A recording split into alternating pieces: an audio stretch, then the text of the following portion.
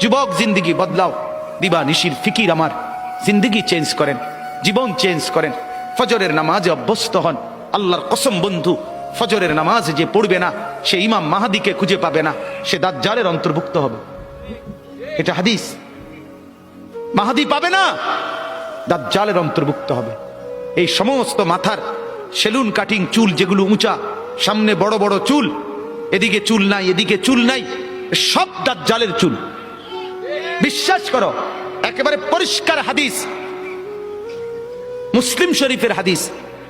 আল্লাহর নবী বলছে দাজ্জাল হবে শাবুন কাতাতুন, দাজ্জাল হবে যুবক, আর দাজ্জালের চুল হবে এলোমেলো। এই জন্য দুশ্মন এটাকে জনপ্রিয় করে দিছে।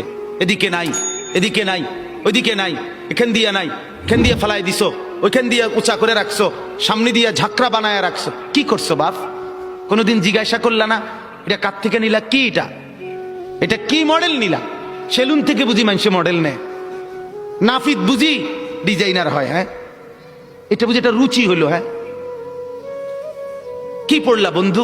এত বাংলা, এত অঙ্ক, এত ইংরেজি বই, এত পদার্থ, এত অপদার্থ, এত জীববিজ্ঞান, এত জড় বিজ্ঞান, এত কিছু কই গেল?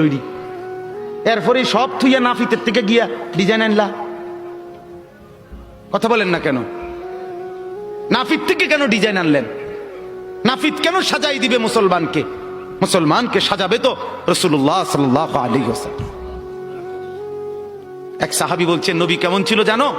যার সারা অঙ্গ একসাথে দেখলে সবচেয়ে সুন্দর, প্রতি অঙ্গ আলাদা আলাদা দেখলেও সবচেয়ে সুন্দর। আরেকজনকে বলছে, আপনি বলেন তো। আরেক সাহাবী বলছে, আমি বলি যে নবী ছিলেন এমন যাকে একবার দেখলে আবার দেখতে মন চায়, দ্বিতীয়বার দেখলে প্রথমবারের চাইতে আরো সুন্দর মনে হয়, যত তারে দেখি তত সুন্দরই লাগে। তিনি ছিলেন এমন।